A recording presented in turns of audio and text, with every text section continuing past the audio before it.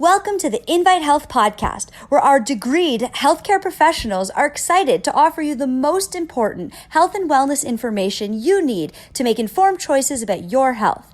You can learn more about the products discussed in each of these episodes and all that Invite Health has to offer at www.invitehealth.com/podcast.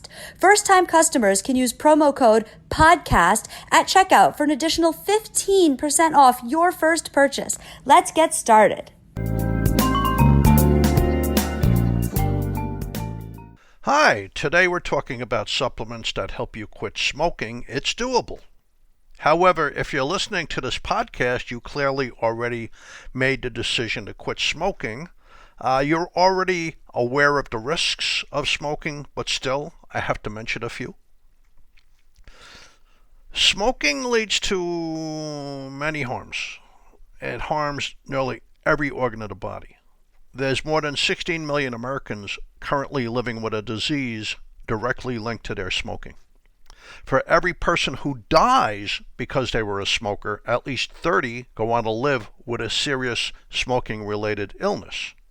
Of course, cancers, a whole bunch of cancers, heart disease and heart attacks and strokes, damage to the brain, lung diseases, diabetes, eye diseases, problems with your immune system. You certainly don't want that during flu season, pneumonia season, and coronavirus season. But then there's the other things, erectile dysfunction, wrinkles, thinning hair. Yeah, believe it or not. Circulation to the hair follicle is decreased, so you lose hair. There are supplements that do help, and by the way, my name is Jerry Hickey. I'm a nutritional pharmacist. I'm the senior scientific officer over here at Invite Health, and welcome to our episode. These supplements help you quit smoking. So worldwide, smoking cigarettes causes about 7 million deaths every year, and cigarette smoking is responsible for almost 500,000 deaths in the United States every year. On average, smokers die 10 years earlier than non-smokers. Now, many adults who smoke want to quit. So let's look at the year 2015. About 68% of adult smokers wanted to stop smoking, so that's about 7 in 10. In 2018, about 55% of adults who were smoking made an attempt to quit. That's a big figure. So most people want to get off the wagon. They want to quit smoking. What's in your cigarette? Now, this is taken from the American Lung Association. There are approximately 600 ingredients in cigarettes, but when you burn the tobacco, you create more than 7,000 chemicals. At least 69 of these chemicals are known to cause cancer. Many others are very poisonous, toxic, harmful. I wrote a book with a Dr. Gaynor years ago. It was our plan to reduce your risk of developing cancer. We spoke about foods and exercise, etc. But we also spoke about these chemicals. And when you inhale these chemicals, they combine in hundreds of thousands of different unknown combinations, and many become much more dangerous when they combine chemically in your body. So although they're very toxic, when they combine in your body in umpteen different combinations, they become extremely poisonous. But what's in there individually? Acetone. Okay, when you smell that stuff in your nail polish remover, that's acetone. Arsenic, well, that's rat poison, but arsenic causes lung cancer and liver cancer. Benzene, now that's in gasoline. That's very toxic. Butane, well, that's in your cigarette lighter. There you go. Cadmium, that's in your batteries, but cadmium has been found in breast cancer tissue. Formaldehyde, embalming fluid. That's that smell when you go into a biology class and then there's that awful smell. They have the frogs sitting in that fluid. Hexamine. Think of that lighter you use to light your barbecue. That's hexamine that you're smelling. Lead. Lead is very toxic to the brain. It dumbs you down. Lead is very toxic to your nerves. Like you'll see your wrist droop. Lead is very toxic to your heart and your kidneys.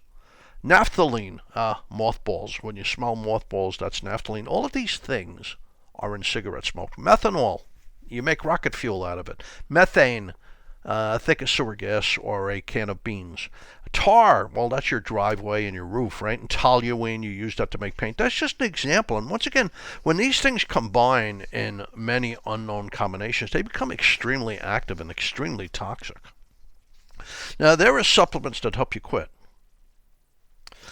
According to the CDC, the Center for Disease Control and Prevention, so I don't know why it's not the CDCP, but it's the CDC, quitting smoking is beneficial to your health at any age, and smokers who quit before the age of 35 have mortality rates similar to those who never smoked. But at any age, at any point, you feel improvement when you quit smoking. For instance, your lung health comes back a bit.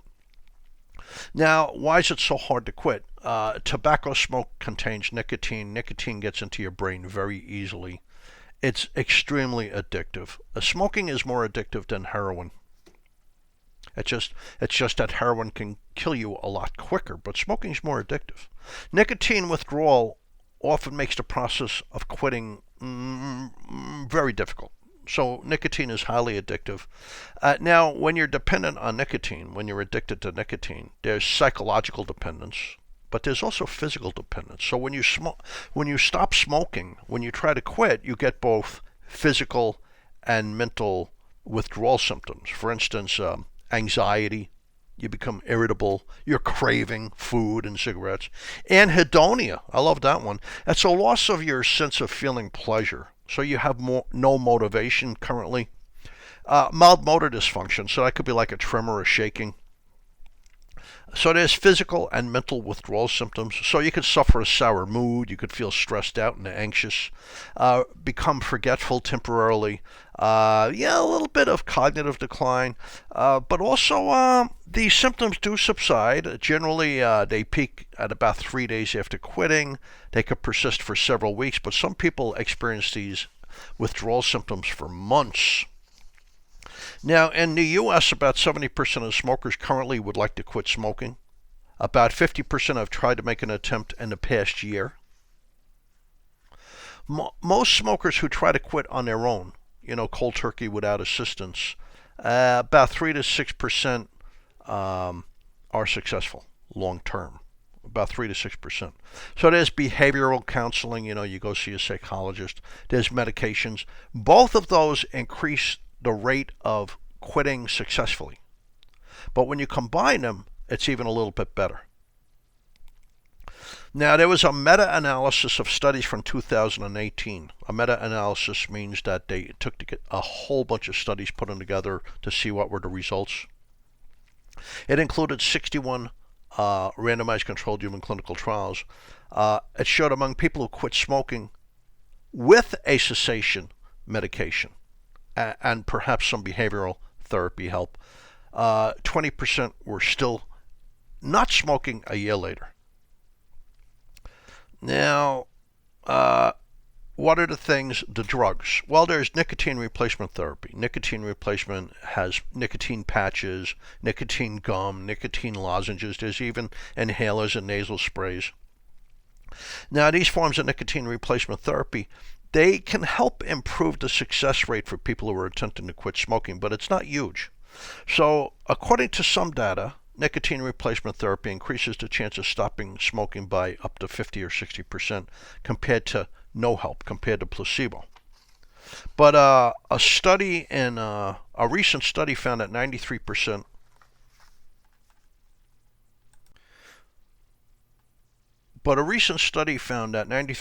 of the over-the-counter nicotine replacement treatment users, they relapse and return to smoking within the following 6 months. So it's not perfect. Now, let me just say this. Nicotine does not cause cancer, but nicotine fuels the growth of cancer. It's like if you had a fire and you threw gasoline on it. If you have cancer, there's evidence that if you have nicotine, it makes the cancer grow faster. It makes it more aggressive. So you don't want to stay on these nicotine products forever. You want to get on them and off them as quickly as possible. So there's Wellbutrin and Zyban, that's bupropion. That originally was sold to treat depression, but it's also now sold for smoking cessation. It can help some people quit very successfully. But then there's Chantix. That's varenicline because it's available generically now. Generically, it's varenicline. It's a prescription. It's probably the most successful way to quit smoking. It reduces your craving for the cigarettes, but it also takes away the pleasure of smoking. So having that cigarette, you're not looking for it because you don't get such a rush from it anymore. So Cochrane is a review company. They did a review of these studies, 27 studies on Chantix in 2016, 27 studies, and they found that there was a higher success rate with Chantix than with Wellbutrin or Zyban or nicotine replacement therapy. So they found that varenicline, which is the Chantix, more than double the chances of quitting smoking compared to placebo. And they found that 2 milligrams of varenicline a day, 2 milligrams of varenicline a day, 33% abstinence rate. So a third of people that use 2 milligrams of Chantix a day successfully quit. But I'm telling you that there are supplements that'll even make it more successful. But just a couple of outrider supplements. When you're trying to quit smoking, if you get nervous and you're eating too much, try 5-hydroxytryptophan. 5-hydroxytryptophan is abbreviated 5-HTP. It comes from a plant from Western Africa called Withania simplicifolia. And it's very good for calming you down, for helping your mood, for helping stress. But it's also really good for keeping your appetite under control. But you want a time release. 5-HTP, its effect only lasts about an hour or two.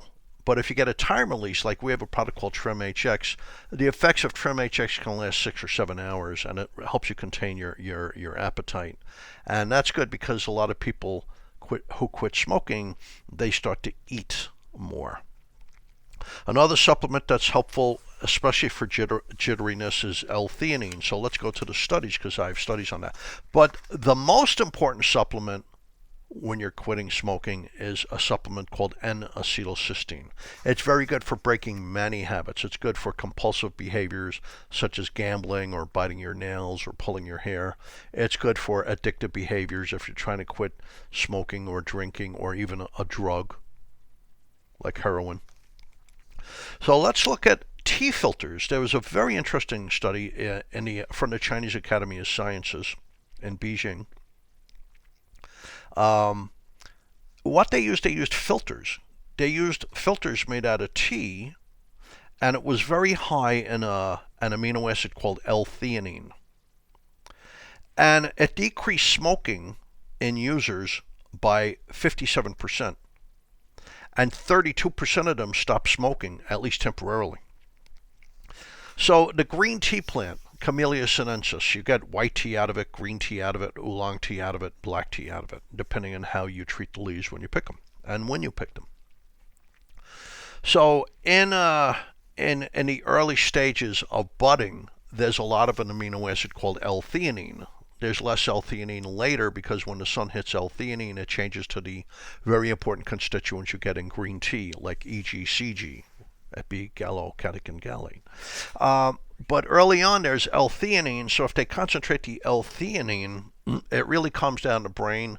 It helps improve GABA levels and L-dopa levels, dopamine levels. These are neurotransmitters involved with satisfaction and self-control and calming down and enjoying your life and enjoying pleasure. So when you do L-theanine, you're restoring the feeling of pleasure.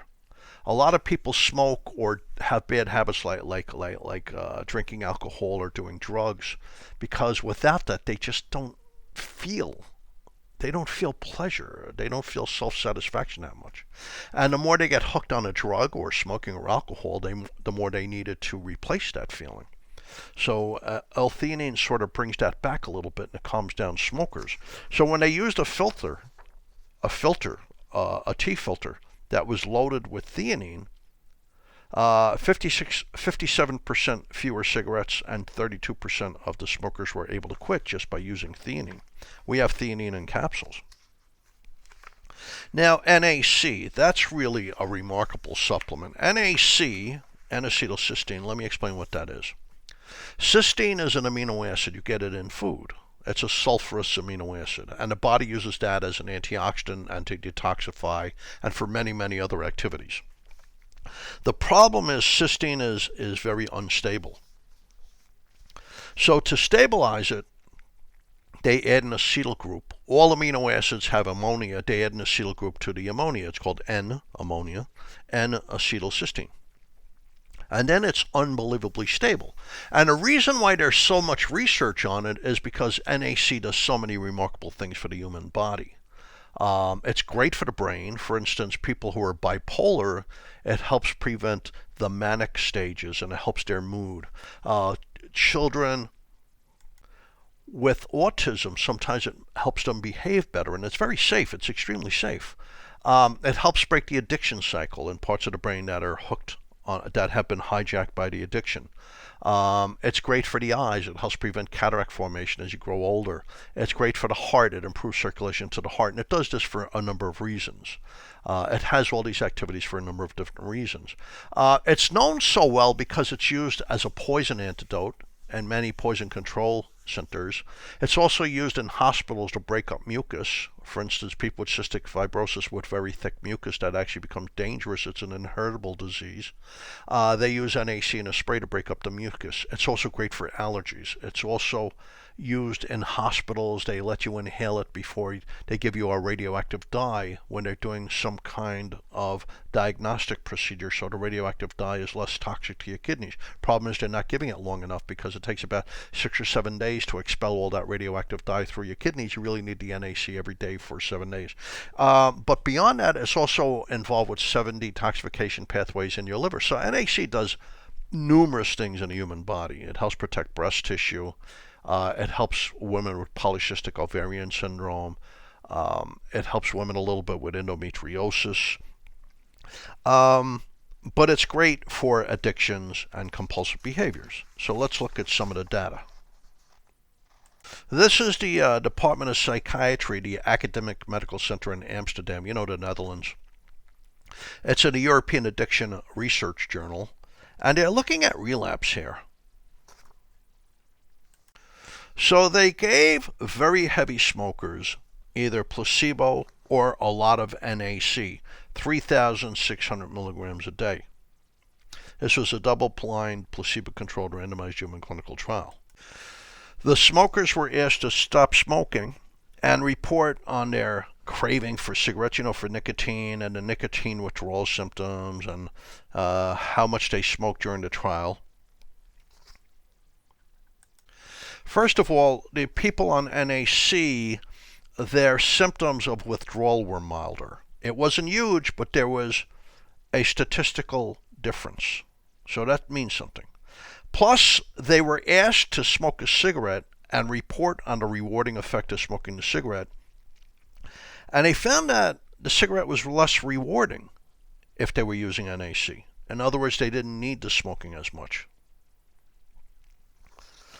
Now, here's a study on people who were going for behavioral therapy. They were seeing a psychologist and it wasn't helping them. It's in the journal Redox Reports. And it's a 12-week double-blind randomized placebo-controlled human clinical trial. They gave them a placebo every day or NAC, 3,000 milligrams a day. And there's no doubt about it. NAC affected their smoking. The people who used NAC versus placebo, and nobody knew who was on NAC, nobody knew who was on placebo. NAC strongly cut back on the number of cigarettes people smoked every day. And, listen to this, over 47% of the people on the NAC were able to quit smoking. So the behavioral therapy with the psychologist wasn't doing it. They tried it, but when they went on the NAC, they were able to do it. 47% of the people were the behavioral therapy. The psychology therapy didn't work. The NAC either reduced, and many of them reduced their smoking, but in 47% of them, they were absolutely able to quit. Another impact of the NAC, they felt better. They didn't get as depressed. They didn't have as many psychological symptoms. They didn't have as many mental symptoms from quitting smoking if they took the NAC.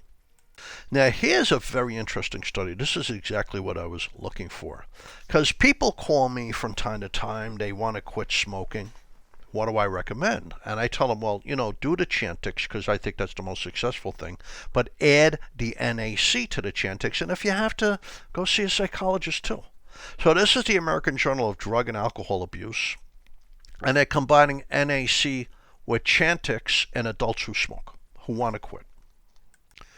Now, according to this report, Chantix works much better than other drugs like nicotine replacement therapy for quitting smoking, or Wellbutrin, Zyban. And 50 to 60% of the people that use Chantix are able to successfully quit.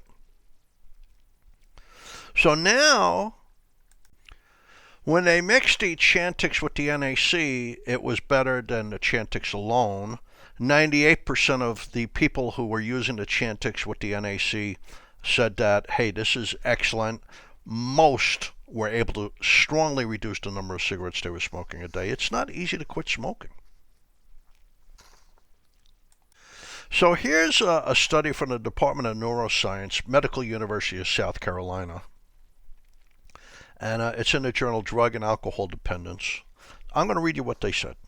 The present study examined the effects of NAC on nicotine withdrawal symptoms and maintaining abstinence. So you're quitting smoking. Does NAC help prevent all those horrible symptoms you get from withdrawing? And is it able to help you stop smoking permanently? So these are smokers who oddly are not looking to quit smoking. So I don't know why you would pick them.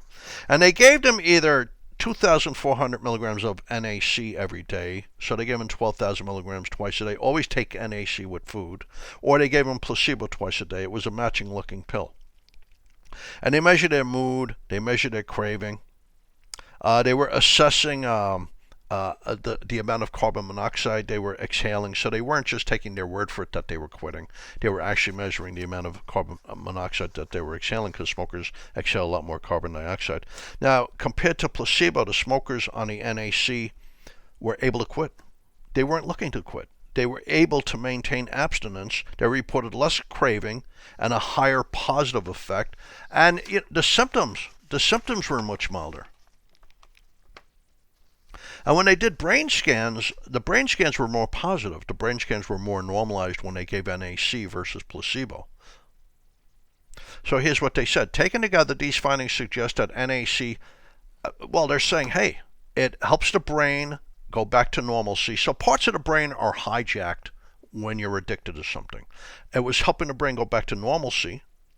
It was helping to, in other words, restructure their reward processing, that whole dopamine thing, where you have to have a cigarette to feel good about life. Otherwise, you feel empty. And it helped them quit. I mean, there really is something to this. Here's the supplements that I believe help you quit smoking, besides the Chantix and besides anti-behavioral therapy from a psychologist. Theanine, if you're really stressed out. 5-HTP, to help you control your appetite, because people who quit smoking, one of the problems they have is they start to eat more because they start to taste their food again. Plus, nicotine stops you from feeling hungry. But also NAC. I think NAC is super important. I think it's the most important supplement you can take. One other thing about NAC, actually two other things. NAC is a very powerful antioxidant on its own. In its own right, it's a very powerful antioxidant. One of the problems with smoking, in fact, the big problem with smoking is it's a powerful oxidant. It creates zillions of free radicals, and these are the things that damage you. So NAC is an extremely powerful antioxidant, so it helps offset the effects of smoking to begin with as an antioxidant. But NAC is converted to what my friend, Dr. Alan Pressman, used to call the mother of all antioxidants, glutathione. And glutathione protects all the structures in your body that cigarette smoke harms. Your lungs, your eyes, your brain, your kidneys, etc., your digestive tract. The other thing is NAC, when it's converted to glutathione, is involved with at least 7 detoxification pathways that break down chemicals. And since there's so many chemicals loaded into your cigarette and you're going to be removing these chemicals for months, NAC will help you with that activity. So NAC is like a primary supplement when you're trying to quit smoking. Antioxidant to protect you from all the free radicals. And genetically, that's really important because you've caused a lot of genetic damage. A lot of mutations have piled up from the smoking. Detoxification and rescuing parts of the brain that are involved with compulsive behaviors and addictive behaviors, but also just reducing the effects of withdrawal symptoms. So it's a perfect supplement. It really is. Use it with your Chantix. Thank you for tuning in to the Invite Health Podcast. You can find all of our episodes for free wherever you listen to podcasts, or visit invitehealth.com/podcast. Please subscribe. Please leave us a review. You can also follow us on Facebook, Twitter, and Instagram at Invite Health. Hope to see you another time on another episode of the Invite Health Podcast. And thank you so much for listening. And this is goodbye from Jerry Hickey.